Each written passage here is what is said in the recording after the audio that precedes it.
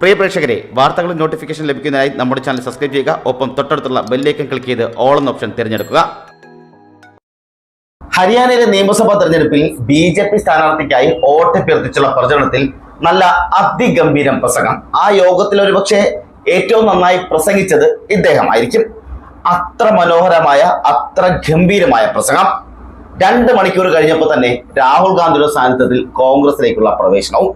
ഒരു ബി.ജെ.പിക്ക് വേണ്ടി ബി.ജെ.പിയുടെ തന്നെ പൊതുയോഗത്തിൽ അതിഗംഭീര പ്രസംഗം കാഴ്ചവെച്ച് ബി.ജെ.പി എന്നാൽ ഇവിടെ ഇനി ബി.ജെ.പിയെ ജയിക്കൂ എന്ന തരത്തിലുള്ള വലിയ പ്രചരണങ്ങളൊക്കെ നടത്തിയ നേതാവ് 2 മണിക്കൂർ പിന്നിടുന്നതിന് മുന്നേ തന്നെ നേരെ ചെന്ന് കയറിയത് കോൺഗ്രസിന്റെ പാളയത്തിലേക്ക്. സിർസയിൽ നിന്നുള്ള മുൻ MP അശോക് തൻവാർ ആണ് ഹരിയാന ബി.ജെ.പി അടക്കം ഞെട്ടിച്ചുകൊണ്ടുള്ള ഈ രാഷ്ട്രീയ ചൂടുമാറ്റം നടത്തിയിരിക്കുന്നത്. ഹരിയാനയിലെ നിയമസഭാ തെരഞ്ഞെടുപ്പിന് മണിക്കൂറുകൾ മാത്രം ബാക്കി നിൽക്കെയാണ് മുൻ ലോക്സഭ MP കൂടിയായ അശോക് തൻവാർ കോൺഗ്രസിൽ ചേർന്നത്. പ്രതിപക്ഷ നേതാവ് രാഹുൽ ഗാന്ധിയുടെ റാലിയിൽ വെച്ചായിരുന്നു തൻവാറിന്റെ കോൺഗ്രസിലെ പ്രവേശനവും. ബി.ജെ.പിക്ക് വേണ്ടി വോട്ട് തേടി മണിക്കൂറുകൾക്കുള്ളിലായിരുന്നു ഈ നാടകീയതെല്ലാം അരങ്ങേറിയത് കൂടി. അതുകൂടി നാം ഓർക്കണം. അവിടെ ഇപ്പോൾ ഉണ്ടായിരിക്കുന്നത് ഒരുപക്ഷെ ബി.ജെ.പി കരഘോഷത്തോടെ സ്വീകരിച്ച, കരഘോഷത്തോടെ പ്രസംഗിക്കാൻ വിളിച്ച തൻവാർ പ്രസംഗിച്ച് മണിക്കൂറുകൾക്കകം കോൺഗ്രസ് ചേരിയിലേക്ക്, കോൺഗ്രസ് പാളയത്തിലേക്ക് ചേക്കേറുന്ന കാഴ്ചയാണ് നാം കണ്ടത്. അവിടെ അത് മാത്രമല്ല, ഓരോ നേതാക്കളും, അതായത് അണികൾ ഉൾപ്പെടെ വലിയ തരത്തിൽ ബി.ജെ.പി വിട്ട് കോൺഗ്രസ് പാളയത്തിലേക്കും കോൺഗ്രസ് തട്ടകത്തിലേക്കും പോകുന്ന കാഴ്ച അനുദിനം ഉണ്ടായിക്കൊണ്ടിരിക്കുകയാണ്. ഹരിയാനയിലെ തെരഞ്ഞെടുപ്പ് തുടക്കം മുതൽ ബി.ജെ.പിക്ക് ചുവടുമാറ്റം മാത്രമാണ് ഉണ്ടായിക്കൊണ്ടിരിക്കുന്നത്. ബി.ജെ.പി എവിടെയെല്ലാം കാലെടുത്ത് വെക്കുന്നുണ്ടോ അവിടെയെല്ലാം അടിതെറ്റി അടിപ്പതറി വീഴുന്ന സാഹചര്യങ്ങൾ ഉണ്ടാകുന്നു. വലിയ തരത്തിൽ കോൺഗ്രസ് ഹരിയാനയിൽ മുന്നേറ്റം ഉണ്ടാക്കിക്കൊണ്ടിരിക്കുകയും ചെയ്യുന്നുണ്ട്.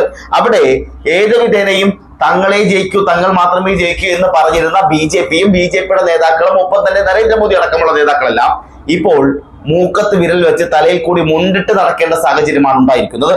മുൻ കോൺഗ്രസ് നേതാവായിരുന്ന തൻവാർ 2014 മുതൽ 19 വരെ കോൺഗ്രസ് സംസ്ഥാന അധ്യക്ഷനായിരുന്നു. സിർസയിൽ നിന്നുള്ള കോൺഗ്രസ് MP കൂടിയായിരുന്നു ഈ തൻവാർ. 2021 തൻവാർ കോൺഗ്രസ് വിടുന്നത്. മുൻ മുഖ്യമന്ത്രി ഭൂപേന്ദ്ര സിംഗ് ഹൂഡയുമായുള്ള അഭിപ്രായ വ്യത്യാസത്തെ തുടർന്നായിരുന്നു ഈ തീരുമാനങ്ങളെല്ലാം ഉണ്ടാകുന്നത്. പിന്നാലെ അദ്ദേഹം തൃണമൂൽ കോൺഗ്രസ് ചേരുകയും ചെയ്തു. 1 വർഷം കഴിഞ്ഞപ്പോൾ ആം ആദ്മിയിലേക്കും ചേക്കേറി. ലോക്സഭാ തെരഞ്ഞെടുപ്പിന് തൊട്ട് മുമ്പായിരുന്നു തൻവാർ ആം ആദ്മി പാർട്ടി ഉപേക്ഷിച്ച് ബി.ജെ.പിയിലേക്ക് ചേക്കേറിയത്. കോൺഗ്രസുമായി ആം ആദ്മി സഖ്യത്തിലെത്തിയതായിരുന്നു തൻവാറിനെ ചൊടിപ്പിച്ചതും. തെരഞ്ഞെടുപ്പിനോടടുത്ത് പല നേതാക്കളും പാർട്ടി വിട്ട് മറ്റ് പല പാർട്ടികളിലേക്ക് ചേക്കേർന്നിരുന്നുവെങ്കിലും, അതായത് പല പാർട്ടികളിലേക്ക് ചേക്കേറുന്നുണ്ടായിരുന്നുവെങ്കിലും തൻവാറിന്റെ ഈ നീക്കം ബി.ജെ.പിക്ക് അക്ഷരാർത്ഥത്തിൽ ഞെട്ടിക്കുകയും തകർത്തെറിയുകയാണ് ചെയ്തിരിക്കുന്നത്. കോൺഗ്രസിൽ ചേരുന്നതിന് മണിക്കൂറുകൾ മുമ്പ് വരെ ബി.ജെ.പിക്ക് വേണ്ടി തൻവാർ വോട്ട് തേടിയിരുന്നു, പലയിടങ്ങളിലും പ്രസംഗിച്ചിരുന്നു, വോട്ട് അഭ്യർത്ഥിച്ചിരുന്നു. ഇതിന് പിന്നാലെയാണ് നേതൃത്വത്തെ ഒന്നടങ്കം ഞെട്ടിച്ചുകൊണ്ട് പാർട്ടി വിട്ടത്. ദളിത് നേതാവായ തൻവാറിന്റെ വരവ് ആഘോഷമാക്കിയാണ് ഇപ്പോൾ കോൺഗ്രസ്. പഴയ വൈര്യമൊക്കെ മറന്ന് തൻവാറിന്റെ ഭൂപീന്ദ്ര കൂടെ 2 കൈകളും നീട്ടിയാണ് സ്വീകരിച്ചത്. കോൺഗ്രസിലെ തങ്ങളുടെ ദളിത് നേതാക്കളെ നഷ്ടപ്പെട്ടുവെന്ന് പരിതപിക്കുന്ന ബി.ജെ.പി നേതാക്കൾക്ക് ഇപ്പോൾ തങ്ങളുടെ ദളിത് നേതാക്കൾ പാർട്ടി വിടുന്നത് നോക്കി നിൽക്കേണ്ട അവസ്ഥയാണ് എന്നുകൂടിയാണ് കോൺഗ്രസ് വക്താവ് പവൻ ഖേര പരിഹസിക്കുകയും ചെയ്തത്. സംസ്ഥാനത്ത് കോൺഗ്രസിന് അനുകൂലമാണ് കാര്യങ്ങളെല്ലാം എന്നതിന്റെ ഏറ്റവും വലിയ തെളിവ് കൂടിയാണ് അവസാന നിമിഷവും പാർട്ടിയിലേക്ക് നേതാക്കൾ ഒഴുകാനുള്ള കാരണമെന്നും കോൺഗ്രസ് പ്രതികരിക്കുന്നുണ്ട്. അതേസമയം തന്നെ തൻവാറിന്റെ വരവ് കോൺഗ്രസിന് ഗുണകരമാകും എന്ന് തന്നെയാണ് വിലയിരുത്തപ്പെടുന്നത്. ഒക്ടോബർ 5 ഹരിയാനയിൽ നിയമസഭാ തെരഞ്ഞെടുപ്പ് നടക്കാനിരിക്കുന്നത്. 8 വോട്ടെണ്ണലും ഉണ്ടാകുന്നത്. 10 വർഷങ്ങൾക്കിപ്പുറം സംസ്ഥാനത്ത് ഭരണം പിടിക്കാനാകുമെന്ന വലിയ പ്രതീക്ഷയിൽ തന്നെയാണ് കോൺഗ്രസ് ഉള്ളതെങ്കിലും ഏത് വിധേനയും ഭരണം നിലനിർത്താനുള്ള തയ്യാറെടുപ്പിലും കച്ചകെട്ടിയും അരയും തലയും മുറുക്കിയാണ് ബി.ജെ.പിയും ഇറങ്ങുന്നത്. പക്ഷേ ഇവിടെ അരയും തലയും മുറുക്കി ഇറങ്ങുന്ന ബി.ജെ.പിക്ക് പലയിടങ്ങളിലും തന്റെ ചുവടുകൾ പിഴച്ചു പോകുന്ന സാഹചര്യം ഉണ്ടാകുന്നു. അതുപോലെ തന്നെ ലോക്സഭാ തെരഞ്ഞെടുപ്പ് ഏറ്റ കനത്ത പ്രഹരം അത് സംസ്ഥാനങ്ങളിൽ എല്ലായിടത്തും അത് അലയടിക്കുന്നുണ്ട്. അതുപോലെ തന്നെ ഓരോ മണ്ഡലങ്ങളിലും ബി.ജെ.പിയെ തറപ്പറ്റിക്കുന്ന രീതിയിലുള്ള പ്രവർത്തനങ്ങൾ കോൺഗ്രസ് നല്ല രീതിയിൽ കാഴ്ചവെക്കുന്നുമുണ്ട്. അതേ അടിസ്ഥാനത്തിൽ ഇതുപോലെ തന്നെ മുന്നോട്ട് പോവുകയാണെങ്കിൽ ഹരിയാന കോൺഗ്രസൊപ്പം തന്നെ നിൽക്കുമെന്ന കാര്യം സുനിശ്ചിതമാണ്. ഒപ്പം തന്നെ ബി.ജെ.പിയുടെ എല്ലാ കണക്കൂട്ടലുകളും തെറ്റിച്ചുകൊണ്ട് നേതാക്കന്മാരടക്കം പാർട്ടി വിട്ട് ഇപ്പോഴത്തെ കോൺഗ്രസിലേക്ക് ചേക്കേറുന്നതും വിജയത്തിനുള്ള മുന്നോടിയായുള്ള ചവിട്ടുപടിയായി തന്നെയാണ് കോൺഗ്രസും കാണുന്നത്.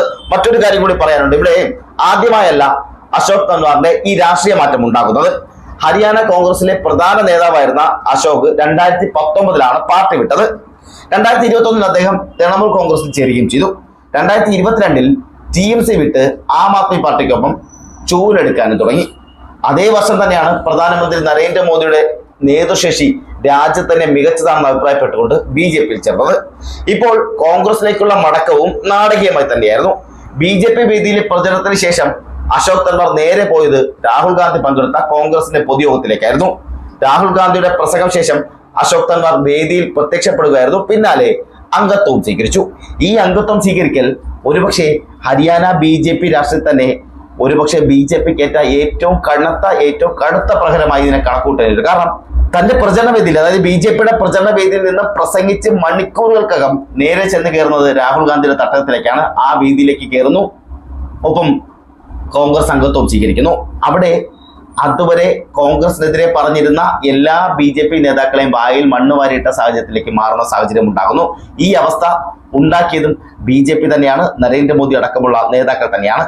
ഇവർ ഇനി രാജ്യത്തെ പലയിടങ്ങളിലും തോൽവികൾ ഏറ്റുവാങ്ങാനുള്ള തുടക്കമായി ലോക്സഭാ തെരഞ്ഞെടുപ്പിൽ കൂടി കാണാം. ലോക്സഭാ തെരഞ്ഞെടുപ്പിൽ BJPക്കേറ്റ ശക്തമായ തിരിച്ചടി, കനത്ത പ്രഹരം ഓരോ സംസ്ഥാനങ്ങളിലും ആഞ്ഞടിക്കുന്നുണ്ട്, അലയടിക്കുന്നുണ്ട്. ആ അലയടിക്കുന്നതിന്റെ തുടർച്ചയാണ് ഹരിയാനയിൽ BJPക്ക് ഉണ്ടാകാൻ പോകുന്ന നാണം കെട്ട നാറിയ തോൽവിയും ഉണ്ടാക്കുന്നത്.